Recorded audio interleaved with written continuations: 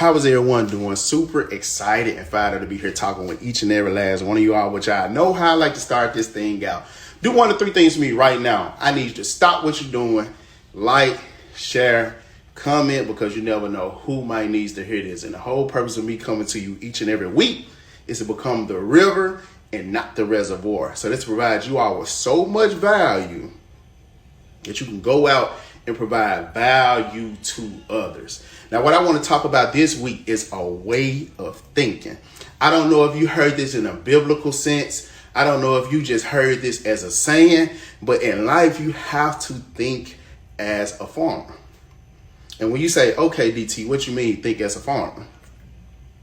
In order to grow in life, you have to have two things. And I know this one thing that two things that farmers do have. They have patience and they have care to harvest the seeds of life. Everything that you do in life is a seed. Whether it be a positive seed or whether it be a negative seed, it's all a seed. And there are three things that can actually dictate the harvest that you have in life. What you say, what you believe, and what you do. If you can get yourself to understand that all three of these things and be mindful of it whenever you do it or you're implementing it, there's nothing that can stop you. The only thing that can destroy what's in the soil is you. So don't get to looking around. Don't get to saying that it's something else. You control the harvest that you have. You can either have a harvest or you can have bad crops. But I'm going to be just giving you a couple principles tonight to kind of help you with whatever you're growing. Number one being, don't shout at your crops. Now, I know for me and everybody that's looking at this, I'd have been there a time or two. I know I have, and I know you have too. You get so frustrated with the process, which you shouldn't get frustrated with the process. You should fall in love with the process. Now, I'm not saying the process is supposed to be easy. It's not supposed to. It's supposed to come with a lot of ups and downs so you can take some lessons from the process and then take those lessons and then turn them into rewards of the process. Now, see, the process takes time. This isn't the microwave effect.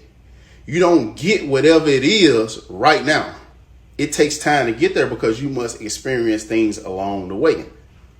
And I think this is where a lot of confusion come in, because you feel like you should put in all this work right now and you should have a result right now.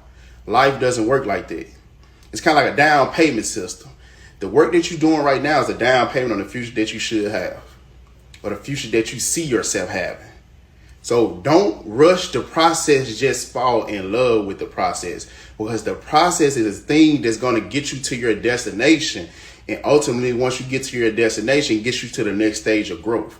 In life, it's all about next. It's not about what's going on right now. It's about how can I develop myself a little bit more. So the process is something, it's a developmental element to help you grow yourself. So don't find yourself getting frustrated with the process. Just fall in love with the process. And don't blame the crops for not growing fast enough. I don't know how many times I got to say this one. It's not going to come when you want it to, but it's going to come. Speed isn't everything. Growth is. You cannot blame the delay that you have in life on it. You got to just take a hard look at yourself and say, am I the person that I need to be to actually harvest what I want in life? You can't not change and expect big things to happen in your life. You have to be able to change. If you don't change, you're going to be exactly where you are right now and have exactly what you have right now. One thing that I heard, I think it was Les Brown. You don't get in life what you want. You only get who you are. You have to change from the person that you are right now and then move to the person that you truly want to become. And it's kind of like, I think it's kind of like in science class, when you dissecting the frog, dissect. You have to basically kill the old version of you to actually get to the new version of you. Only how you can do that, you got to dead the past you in order to reveal what's supposed to be you. And once you reveal that person that's you, then now you can have everything that you truly want in life. But you have to kill the past in order to reveal the future. This one was the main one that I kind of came to grips with, is do not, I repeat, do not uproot the crops before they have a chance to grow. That's patience. That's what it simply comes down to, patience. Wherever you plant, be patient. It's a journey. It's not supposed to be just peaches and cream or whatever the case might be, but do not pull the plug before you arrive with fear and doubt. It was one story that I heard in Think and Grow Rich, where this guy, he had this land, and with the land, he was looking for gold. He was digging and digging and digging and digging and digging, and then he found himself getting discouraged because he wasn't finding anything. Now, in the midst of him not finding anything, he said, you know what? I don't think nothing is on this land. So I'm going to just sell the land. Sold it for a little bit of money. Then the next guy had came in. Get this. So when the next guy came in, it's going to blow you away. When the next guy came in, he did the same thing that the previous owner did. But only this time, he didn't give up until he won. Until he found exactly what it was. So he was digging, probably about an inch or two more than what the guy did. And guess what? It was a whole landfill full of gold. The guy stopped before he could actually find what he was looking for. And I see that with a lot of people right now. They stop before you can actually develop into the person or have the life that you truly want, because you don't see what you want right now. But the thing is, with life, you have to have vision instead of sight. Sight would knock you off every time, but vision would keep you going. I'm going to say it again. Sight would knock you off every time, but vision would keep you going. If you know that you have the end in mind, you would not stop.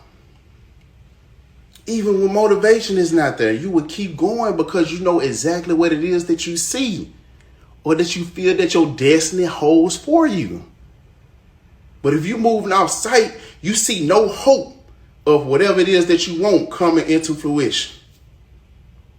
So you get demotivated. You get dissatisfied. You get ungrateful. And when you have all these negative emotions, it stops and it hinders you from moving forward. That's the math of it. Now, with this next principle, it is basically you choosing the best plants for the soil. Now, the great thing in life is you get to choose what you entertain. What you focus on can either help your crops or it can sabotage them. Now, when you come into this thing, you only have two mindsets. You had a negative and then you had a positive. It's only two things. And it's just like once you wake up in the morning. I know it's kind of sidetracked, but I just want to give you all a story. So when you wake up in the morning, it's kind of like your mind is a factory. So you have general foremen and you have workers, right? So once you have both of these, general foremen and you have workers, you get to call out what the duty of today or what the assignment of today is. If you wake up and say, you know what, today is going to be a bad day, guess what the general foreman do? He comes up, he stands out, and he tell the workers, let's get started because boss just said it's going to be a bad day. Once you start to have this bad day, everything it happens in sequence. Everything throughout your day started to become bad. But you are the controller of that because they work for you. So you need to get your mind on the positive side rather than the negative side. So you get to figure out what you're feeding your mind. Not only what you feed in your mind, but you get to choose what you are feeding your seed. If you want your seed to grow and flourish, you feed it positivity. If you wanted to shrivel up and die, you feed it negativity. It's all up to you what you really want to feed it. So what are you going to feed it? Is you going to feed a positive or is you going to feed a negative? But don't be disappointed at the results that you have in the end by the choices that you make in the beginning. I really want everybody to understand this last principle. I think it is the last principle, but it's remove the weeds. You have to remove the weeds in your life, your environment. I don't really think that people actually understand how important your environment is. Your environment is the key. It's the fertilization. I say majority of the part of the fertilization of whatever it is that you are trying to actually harvest. If it's negativity around you, how can you expect great things to happen? It's several things that can actually control your environment. It's the things that you watch, your sight, your vision. It's the things that you listen to, your ear gates. We just talked about your eye gates, your ear gates. And who's around you. You control all three of these things. You do. Nobody else do. Because you can either choose to keep it or you can choose to leave it. Whatever you tolerate will persist. I'm going to say it again. Whatever you tolerate will persist. With weeds around, it's hard for you to get the crops to grow off things that you allow to contaminate your soil. You have to be the deciding factor of the things that you want in your life. Do you want it to grow or do you want it to die? Do you want positivity or do you want negativity? Do you want a harvest or do you want bad crops? It's all up to you. So once you make the decision, now everything falls in place. If you're looking at this right now, I want everybody to understand this and remember this. You will have good seasons and you will have bad seasons. You cannot control the weather, but you can only be prepared for it. Hope you found some type of value out of this video so you can start to implement it into your life this week. And if you have not heard me and my brother's podcast, The Mind Report, we are streaming every single word. And I think we drop every Wednesday on every platform that you can possibly do. I just want you to comment, subscribe, show some love to it, and definitely share it to somebody else so they can share it with somebody else and it can get out to everyone else. And if you are not subscribed to my YouTube channel, what are you doing?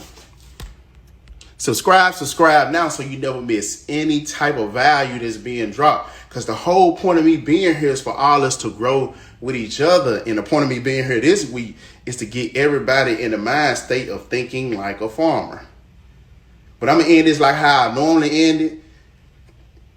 With peace, love, integrity, and gratitude. And y'all have a good one. And we're going to kick this week off right. All right.